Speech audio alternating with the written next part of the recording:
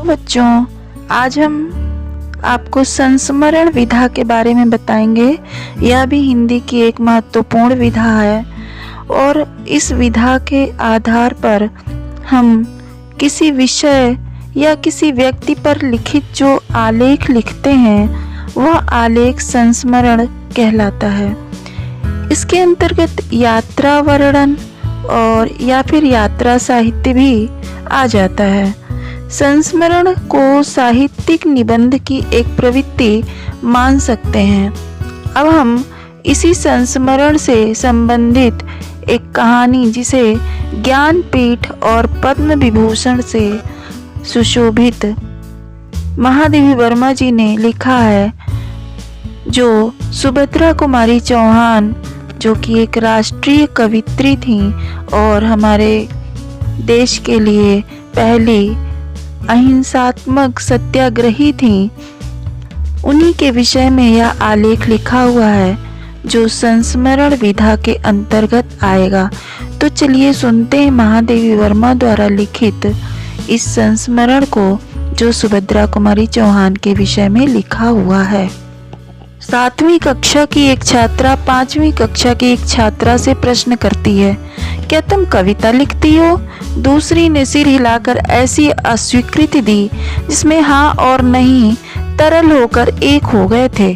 प्रश्न करने वाली ने इस स्वीकृत अस्वीकृत की संधि से खींच कर कहा, तुम्हारी कक्षा की लड़कियां तो कहती हैं कि तुम गणित की कॉपी तक में कविता लिखती हो, दिखाओ अपनी कॉपी। और उत्तर की प्रतीक्षा में समय न नष्ट करके वह कविता लिखने की अपराधिनी को हाथ पकड़कर खींचती हुई उसके कमरे में डेस्क तक ले गई। नित्य व्यवहार में आने वाली गणित की कॉपी को छिपाना संभव नहीं था, अतः उसके साथ अंकों के बीच में अनधिकार सिकुड़कर बैठी हुई तुकबंदियां अनायास पकड़ में आ गईं। इतना दंड ही पर्याप्त था, पर इससे संतुष्ट न होकर अपराध की अन्वेषिका ने हाथ में वह चित्र विचित्र कॉपी थामी तथा दूसरे में अभियुक्ता की उंगलियां पकड़कर वह हर कमरे में जा जाकर इस अपराध की सार्वजनिक घोषणा करने लगी। मझोले कद तथा उस समय की कृष्ण देह इष्टि में ऐसा कुछ उग्र या रौद्र नहीं था जिसकी हम वीर गीतों की कवित्री में कल्पना करते। कुछ गोल मुख, चौड़ा माथा, सरल भ्रुकुटियां, बड़ी ही भाव स्नात आंखें, छोटी सुडौल नासिका, हंसी को जमाकर गड़े हुए होठ और दृढ़ता सूचक ठुड्डी, सब कुछ मिलाकर एक अत्यंत निश्चल, कोमल, उदार व्यक्तित्व वाली भारतीय नारी का ही पता देते थे। पर उस व्यक्तित्व के भीतर जो बिजली का छंद था उसका पता तो तब मिलता जब उसके और उनके निश्चित लक्ष्य के बीच में कोई बाधा उपस्थित होती थी। मैंने हंसना सीखा है, मैं नहीं जानती रोना। कहने वाले की हंसी निश्चय ही असाधारण थी।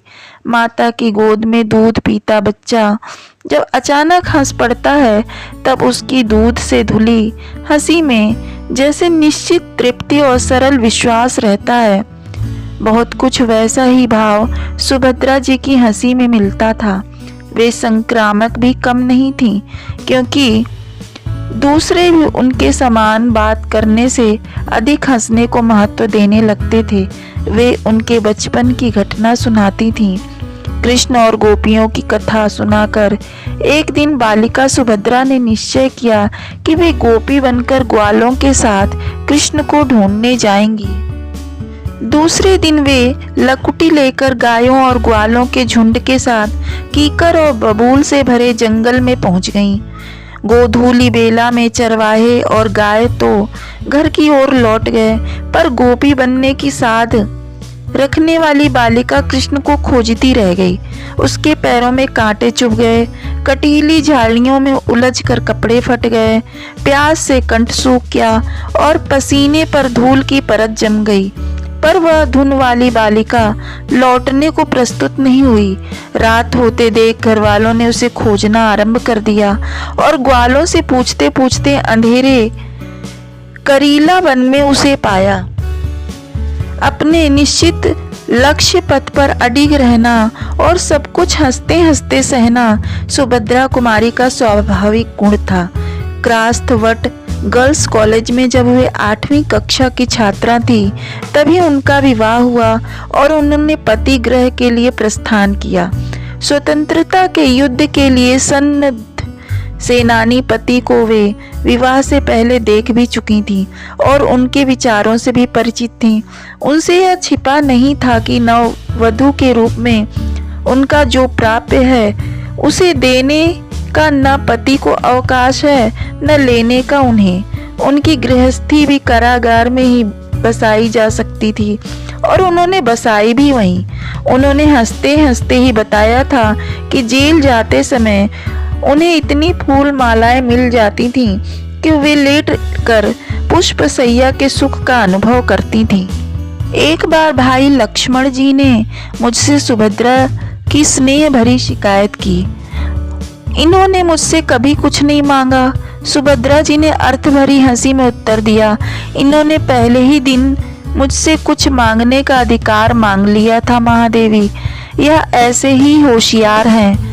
मांगती तो वचन भंग करने का दोष मेरे सिर पड़ता, नहीं मांगा तो इनके अहंकार को ठेस लगती है। घर और कारागार के बीच में जीवन का जो क्रम विवाह के साथ आरंभ हुआ था वह अंत तक चलता ही रहा। छोटे बच्चों को जेल के भीतर और बड़ों को बाहर रखकर वे अपने मन में कैसे संयम रख पाती थीं, यह सोचकर विस्मय होता है। कारागार में जो संपन्न परिवारों की सत्याग्रही माताएं थीं, उनके बच्चों के लिए बाहर से न जाने कितना मेवा मिष्ठान आता रहता था। सुभद्रा जी की आर्थिक परिस्थितियों में जेल जीवन का ए और सी क्लास समान ही था।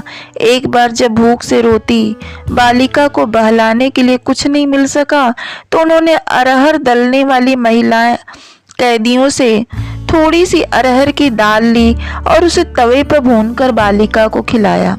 घर आने पर उसकी दशा द्रोणाचार्य जैसी हो गई थी, जिसे दूध के लिए मचलते हुए बालक अश्वत्थामा को चावल के घोल का सफेद पानी देकर बहलाना पड़ा था।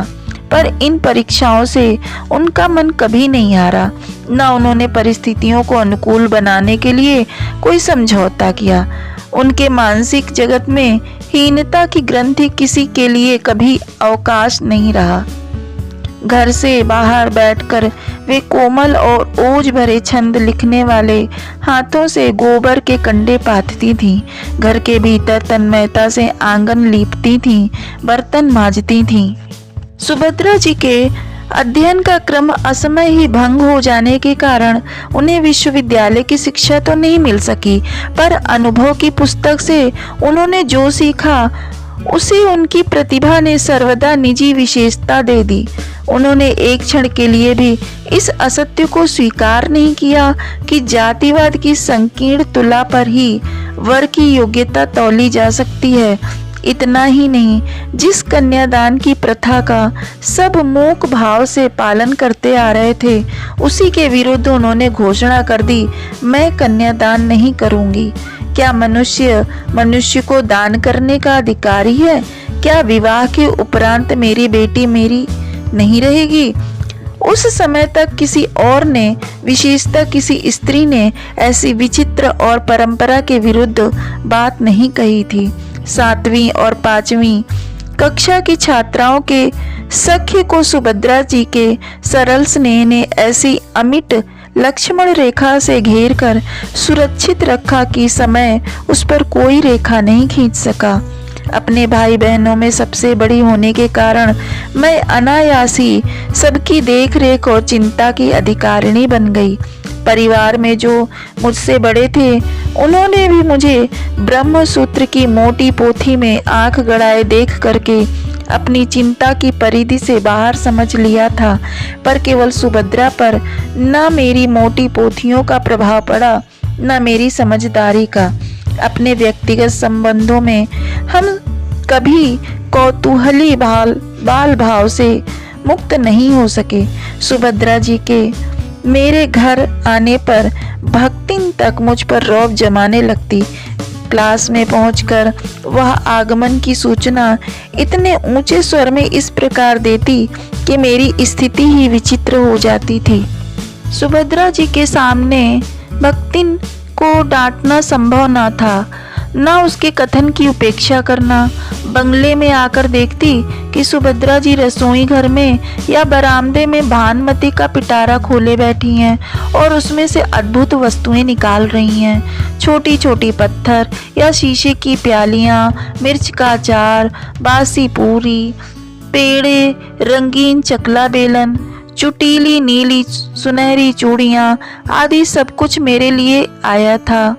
इस पर कौन विश्वास करेगा, पर वह आत्मीय उपहार मेरे निमित्त ही आता था।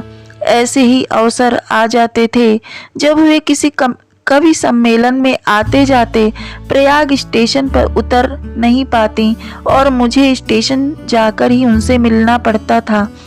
ऐसी कुछ क्षणों की भेंट में एक दृश्य की अनेक आवृत्तियां होती ही रहती थीं। वे अपने थैले से 2 चमकीली चूड़ियां निकालकर हंसती हुई पूछती, पसंद है ना? मैंने 2 तुम्हारे लिए, 2 अपने लिए खरीदी थी। तुम पहनने में तोड़ डालोगी?